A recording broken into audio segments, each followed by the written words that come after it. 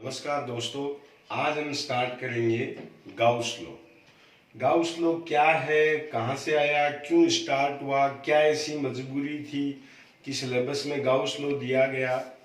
इसके पीछे एक लॉजिक है कि हम जब पढ़ते हैं इलेक्ट्रिक फ्लक्स तो हम पढ़ते हैं phi is equals to E dot A या ई ए कोस थीटा। मतलब अगर कहीं इलेक्ट्रिक फील्ड दिया हुआ हो और लूप का एरिया दिया हुआ हो तो हम डायरेक्ट क्या निकाल सकते हैं, इलेक्ट्रिक फ्लक्स निकाल सकते हैं। लेकिन मान लो ये कोई क्लोज लूप है जिसमें प्लस 4 कूलम चार्ज है। अब अगर पूछा जाए, अब हम बोलते हैं कि अगर पॉजिटिव चार्ज कहीं भी हो तो पॉजिटिव चार्ज से जो रेडियली आउटवर्ड इलेक्ट्रिक फील्ड बाहर आता है, तो हम ये कहते हैं कि इससे भी कुछ फ्लक्स अटैच है। अब अगर इलेक्ट्रिक फील्ड दिया हो तब तो फ्लक्स निकालना इस फॉर्मूले से इजी है। लेकिन अगर बात की जाए इस फॉर्मूले की कि अगर किसी चार्ज से रिलेटेड इलेक्ट्रिक फ्लक्स की वैल्यू पता करनी हो तो कैसे करेंगे, तो उस केस में इस फॉर्मूले को यूज नहीं किया जा सकता। तो कौन सा लॉ काम में आता है, गाउस लॉ। गाउस ने क्या कहा कि अगर कोई ऐसा सरफेस एरिया हो जिसको हम डायरेक्ट एरिया को कैलकुलेट नहीं कर सकते, मान लो जैसे ये दे दिया हुआ है, तो अब इसका एरिया तो हमने सर्किल का पढ़ा है, स्क्वायर का पढ़ा, स्फीयर का पढ़ा। अब इस ऐसे फिगर का एरिया फाइंड आउट करना तो मुश्किल है। तो एक काम करते हैं, इसको स्मॉल एलिमेंट्स में डिवाइड कर देते हैं। ये लो, ये स्मॉल एलिमेंट्स में डिवाइड करके अब इन सब को ऐड कर लेते हैं, किसके थ्रू, इंटीग्रेशन के थ्रू। तो गाउस बोलता है कि जो phi is equals to E dot A है, इसको चेंज करके गाउस ने लिख दिया ई डॉट डी ए। देखो डीए का मतलब क्या है, स्मॉल एलिमेंटल एरिया। इस क्लोज फिगर का मतलब क्या है, ये है क्लोज लूप के लिए कि इस लूप के अंदर जितने भी एरिया है सबको कंसीडर करना है, और ये रहा इसका इंटीग्रेशन। इसको उसने इक्वल किया sigma Q upon epsilon not के। सिग्मा क्यू क्या है, total charge in this area, epsilon not क्या है, परमिटिविटी ऑफ एयर। तो इसको उसने स्टेटमेंट कुछ इस तरह से दिया कि area integration of electric field. किसका इंटीग्रेशन है, इलेक्ट्रिक फील्ड का। कैसा है, लीनियर है या एरियल है, तो एरिया लिख सकते हैं यहाँ पे, area integration of electric field for a close surface. ये सरफेस, इस सरफेस की बात कर रहा है, is equals to total charge enclosed in that particular area and epsilon naught. तो इसको क्या लिख सकते हैं, इसका स्टेटमेंट, हम स्टेटमेंट इसका लिखेंगे area integration of electric field for a close surface is equal to ratio of total charge in that particular area and epsilon naught. कि अगर डायरेक्ट फ्लक्स बोलना चाहो तो फ्लक्स बोल सकते हो, क्या, flux for a close area is equals to ratio of total charge and epsilon naught, या क्या कह सकते हैं, area integration of electric field for a closed loop is equals to ratio of total charge in that particular area and epsilon naught. This is Gauss law. तो जो Gauss law है हमारे पास वो क्या है, phi is equals to E dot D A is equals to sigma Q upon epsilon naught. अब इस पे दो तरह के एप्लीकेशन हम ले सकते हैं। एक, अगर हम इन दोनों को साथ में लेते हैं तब तो बात होगी इलेक्ट्रिक फील्ड की, वो आएंगे applications of Gauss law, Gauss law के एप्लीकेशन में। और अगर हम इन दोनों को साथ में लेते हैं तो बात होगी फ्लक्स की। तो अगर किसी क्वेश्चन में फ्लक्स पूछा हुआ है तो डेफिनेटली उसमें कौन सा फॉर्मूला काम में आना है, phi is equals to sigma Q upon epsilon naught. मतलब किसी भी चीज से रिलेटेड अगर फ्लक्स पूछना हो, चार्ज दिया हुआ हो, तो उसको जस्ट किससे डिवाइड कर देंगे, एप्सिलॉन नॉट से। तो हम एक क्वेश्चन लेते हैं, let we have a spherical charge Q। हमारे पास एक बॉल है, मान लो ये, जिसपे कितना चार्ज है, Q चार्ज है। Then find the flux attached with a cube if this charge is placed at. देखो सवाल ये है कि एक स्फेरिकल बॉल है जिसपे कितना चार्ज है, Q है, इसको किसी क्यूब पे रखना है। कहाँ, अलग अलग पोजीशन अभी बात करेंगे, और उससे निकालना क्या है, फ्लक्स। अब हमें जब भी फ्लक्स निकालना होगा, हमें निकालना क्या है, टोटल चार्ज। तो सवाल ये है, at placed at, first option है, यहां से बात करते हैं, at a corner at edge, number 3 face. चलो पहले इन तीनों की बात करते हैं। अब मान लो एक क्यूब है, ये क्यूब है, इसके कॉर्नर पे अगर स्फेरिकल बॉल है, तो एक क्यूब कितने और क्यूब से टच हो सकता है। तो हम यहां से कह सकते हैं, देखो फॉर एग्जांपल, जैसे अगर ये हम लेते हैं, क्यूब ले लें इस तरह के, ये तो क्यूबॉइड है फिलहाल, मान लो क्यूब हो, तो इस क्यूब का कॉर्नर 1 2 3 4 यहां जो होगी उससे भी टच होगा, 4 तो ये हो गए, और सेम 4 जो ऊपर आएंगे उनसे टच में रहेगा। मतलब एक स्फेरिकल बॉल कितने क्यूब का पार्ट होगी, 1 2 3 4 5 6 7 8। अगर कॉर्नर पे किसी क्यूब चार्ज को हम रख देते हैं, तो चार्ज इन ए क्यूब, एक क्यूब में जो चार्ज होगा वो होगा Q बाई 8, क्योंकि वो कॉर्नर कितनी जगह से टच हो रहा है, 8 प्लेस। तो फाई जो हम लेंगे वो होगा sigma Q upon epsilon naught. तो सिग्मा Q की जगह पे कितना लिख देंगे, Q by 8 into epsilon not. Next है एट एन एज।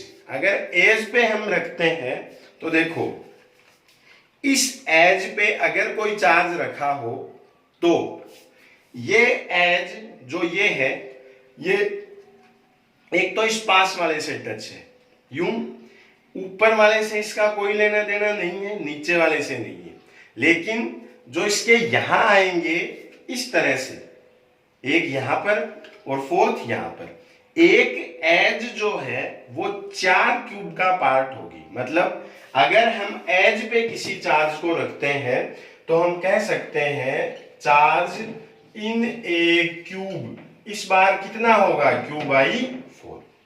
तो फाई इज इक्वल्स टू कितना ले सकते हैं, sigma Q upon epsilon naught equals to Q by 4 epsilon naught. Third है एट ए फेस।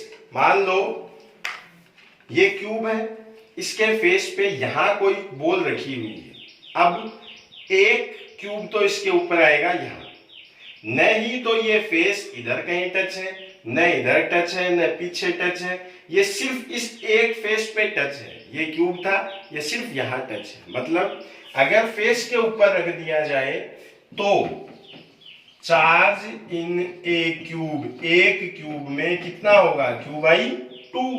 तो फाई इज इक्वल्स टू कितना आएगा, sigma Q upon epsilon not is equals to Q by 2 epsilon. इन तीनों के बाद मान लो अगर फोर्थ क्वेश्चन दिया हुआ हो, इफ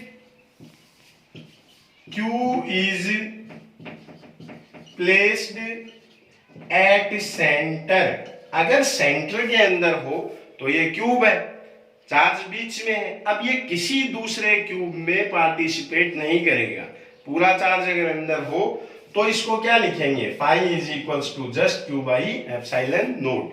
क्यों, क्योंकि इस बार पूरा Q चार्ज इसके अंदर है।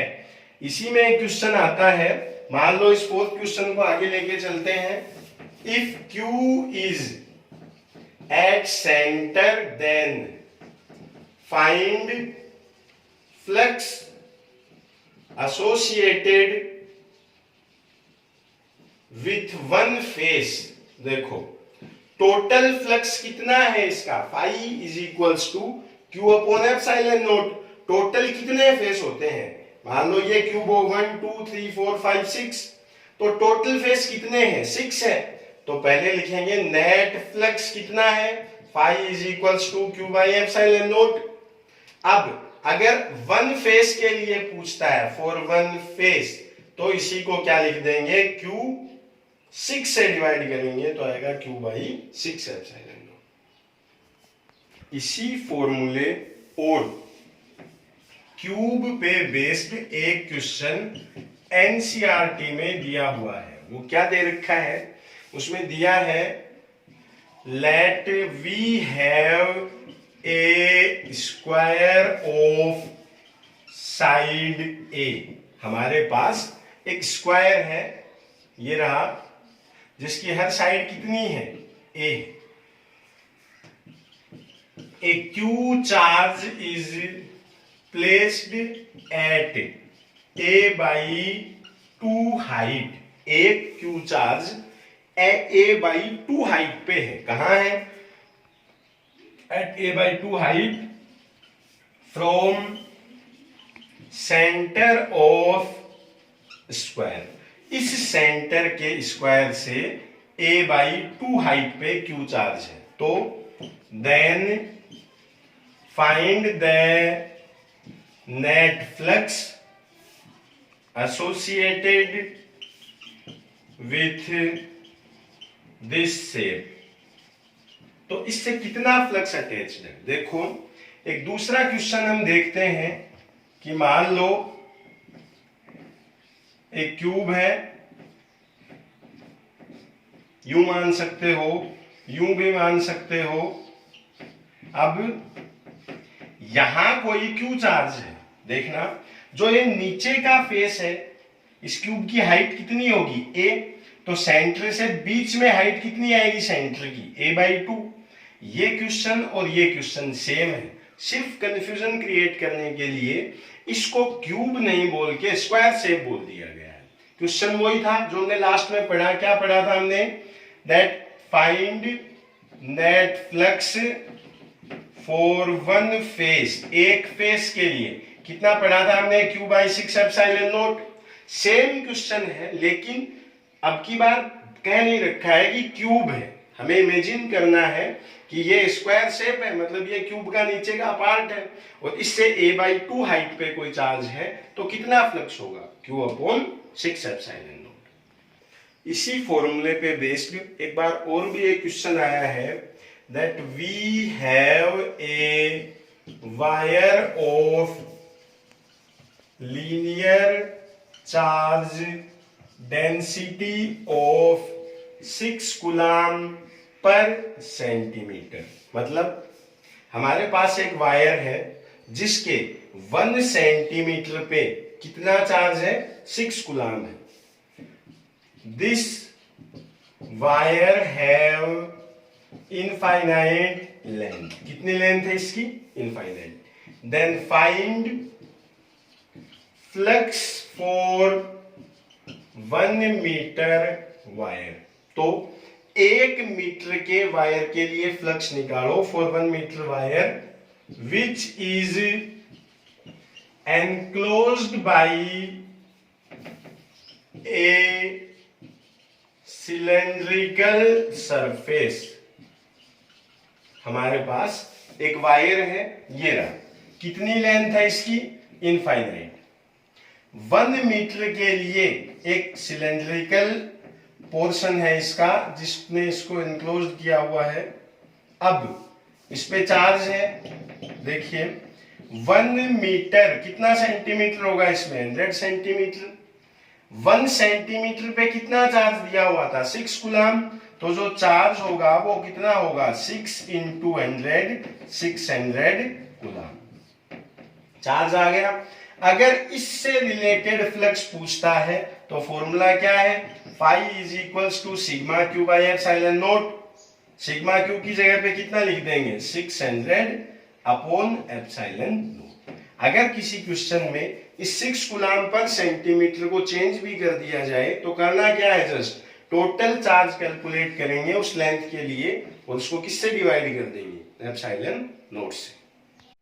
इसी फ्लक्स के फॉर्मूले पे कुछ और भी क्वेश्चंस बन सकते हैं। किस तरह से, जैसे मान लो दिया हुआ है वी हैव 2 डाइपोल इन ए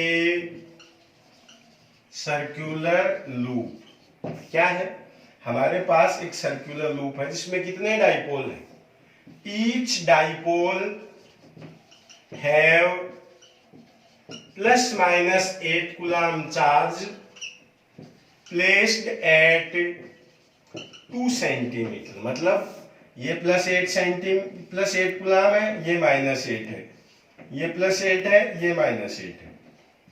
कितने सेंटीमीटर पे, 2 सेंटीमीटर पे। Then find flux attached with this circular loop. तो कितना फ्लक्स होगा, देखो फ्लक्स का सिंपल फॉर्मूला है sigma Q by epsilon naught. Sigma Q कितना है total charge, plus 8 plus 8 plus 16 minus 8 minus 8 minus 16। तो क्या लिख सकते हैं, plus 16 minus 16 upon epsilon not is equals to 0। अगर किसी क्वेश्चन में ये कहा जाए कि टोटल डाइपोल ही उस सरफेस के अंदर बंद है तो ऐसे क्वेश्चन के लिए फ्लक्स कितना रहेगा, 0 रहेगा। मान लो ऐसे किसी क्वेश्चन के लिए हमसे कहा जाता है कि ये कोई सरफेस है, इसके लिए फ्लक्स कितना दे रहा है, 0। Can we say that E is also 0 in this area। क्या हम कह सकते हैं कि इस लूप में E भी 0 है? ऐसा नहीं है। क्यों नहीं है, मान लो प्लस 8 कूलम है, ये माइनस 8 कूलम है। तो E का फॉर्मूला डाइपोल के लिए हमने कितना पढ़ा था, Kp by R cube root 3 cos square theta plus 1। याद हो तो एक्सिस पे होता है 2 Kp by R cube, neutral axis पे होता है Kp बाई आर क्यूब। इस फाई का 0 होने का मतलब सिर्फ इतना है कि टोटल चार्ज इज 0, कि टोटल चार्ज मिला के कितना हो रहा है, 0। इसने ऐसा नहीं कहा है कि चार्ज 0 है, मतलब प्लस में हो सकता है, माइनस में हो सकता है, कितना भी हो सकता है, टोटल 0 है। ऐसा बिल्कुल नहीं है कि यहाँ E 0 है। तो अगर फाई इज इक्वल्स टू 0 है, it never means that E is also 0। सिर्फ ये इतना बताता है कि अगर फाई 0 है तो उस सिस्टम से कंबाइंड जो टोटल चार्ज है वो क्या है, 0। कुछ इस तरह के क्वेश्चंस भी गाउस लॉ पे बेस्ड आ सकते हैं। जैसे क्वेश्चन नंबर 1 हम लेते हैं, 4 coulomb 6 coulomb minus 2 coulomb is placed in any area, then find total flux for it। तो क्या करेंगे, phi is equals to total charge 4 plus 6 10, 10 minus 2 8 upon epsilon. ये एकदम इजी टाइप का क्वेश्चन है। ऐसा भी आ सकता है question number 2, if 6 unit flux is emerging out while 10 unit flux is coming inside any area, then find net charge in area। अब देखो ये बोलता है कि 6 यूनिट फ्लक्स तो बाहर जा रहा है। हम ये बोलते हैं कि जब भी बाहर जाए तब तो चार्ज कैसा होता है, पॉजिटिव।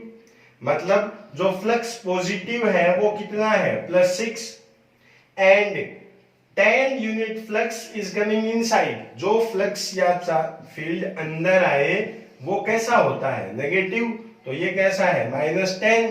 तो फाई नेट जो कितना है +6 - 10 -4 यूनिट। तो ऐसे क्वेश्चन में क्या लिखेंगे, फाई की जगह -4 sigma Q by epsilon naught. Sigma Q क्या लिखेंगे -4 एप्सिलॉन नॉट। इतना भी छोड़ सकते हो और चाहो तो इसकी वैल्यू भी लगा सकते हो 10⁻⁻12। अगला टॉपिक जो हम स्टार्ट कर रहे हैं वो है चार्ज डेंसिटी। इंपॉर्टेंट है वो इसलिए है क्योंकि आगे जो टॉपिक आएगा एप्लीकेशन ऑफ गाउस लॉ, जिसमें से नॉर्मली क्वेश्चंस आते हैं, वो सब इसी पे बेस्ड है। ये चार्ज डेंसिटी तीन तरह की हम ले सकते हैं। पहले तो ये कह सकते हैं कि ये यूनिफॉर्म भी हो सकती है और ये नॉन यूनिफॉर्म भी हो सकती है। यूनिफॉर्म कैसी होगी, केले की जैसी, जहां से भी खाओगे सब जगह से एक जैसा है। और नॉन यूनिफॉर्म कैसी होगी, तरबूज की जैसी, अंदर गिरी है, डेंसिटी कम है। जैसे जैसे बाहर आओगे डेंसिटी बढ़ती जाएगी, सरफेस पे आओगे तो डेंसिटी बहुत ज्यादा हो जाएगी, जिसको हम छोड़ देते हैं आउटर पार्ट। नॉन यूनिफॉर्म का क्वेश्चन नॉर्मली नहीं आता है, इसको हम एक अलग वीडियो में डिस्कस करेंगे। फिलहाल अभी बात हम करेंगे यूनिफॉर्म चार्ज डेंसिटी, जो तीन तरह की हो सकती है। सबसे पहले हम लेते हैं लीनियर चार्ज डेंसिटी, जिसको हम लैम्डा से लिखते हैं। ये क्या है, मान लो एक वायर है, कितनी भी लेंथ का हो सकता है, इस पे ये प्लस चार्ज यूनिफॉर्मली डिस्ट्रीब्यूटेड है, मतलब सब जगह से एक जैसा है। तो इसकी यूनिट लेंथ पे जो चार्ज है उसको बोलते हैं लीनियर चार्ज डेंसिटी। डिफाइन कैसे करेंगे, charge at unit length of wire is linear charge density. Formula किससे लिखेंगे, lambda is equals to Q by L. कहां से आया है, मान लो cost of 10 pens is 50 rupees. 10 pen है 50 रुपए के, तो एक पेन की प्राइस क्या है 5 रुपीज। कहां से आया है 50 डिवाइड बाई 10। तो यूं ही मान लो एक वायर है 10 सेंटीमीटर लेंथ का है, 50 गुलाम चार्ज है, तो यूनिट लेंथ पे क्या है 50/10 5। So what is lambda? Charge at unit length of wire is lambda. Second जो इसमें आता है वो आता है सरफेस चार्ज डेंसिटी। इसको हम लिखते हैं सिग्मा से। सिग्मा क्या है, जैसे ये था लेंथ के लिए, तो ये यूं ही दिया जाता है किसी सरफेस के लिए। ये मान लो इसका टोटल एरिया है A, तो इसका यूनिट एरिया हम ले लें, मान लो यहां से यहां तक यूनिट एरिया 1 मीटर स्क्वायर। इस पर जो चार्ज है उसको कहेंगे सरफेस चार्ज डेंसिटी। कैसे डिफाइन करेंगे, charge at unit area is sigma. Formula किससे देंगे, sigma is equals to Q by. साथ में यूनिट और ले लेते हैं, क्यू को लिखेंगे गुलाम से और एरिया को किससे लिखेंगे मीटर स्क्वायर से। क्यू को लिखेंगे गुलाम से और यहां लेंथ को किससे लिखेंगे मीटर से। तो लीनियर चार्ज डेंसिटी की जो यूनिट है वो है कूलाम पर मीटर, जबकि सरफेस चार्ज डेंसिटी की जो यूनिट है वो है कूलाम पर मीटर स्क्वायर। अब यूं ही थर्ड आता है वॉल्यूम चार्ज डेंसिटी, इसको हम लिखेंगे रो से। मान लो कोई स्फेरिकल बॉडी है, पूरी पे चार्ज है Q, इसका ये वॉल्यूम है टोटल V, हमें लेना है यूनिट वॉल्यूम के लिए।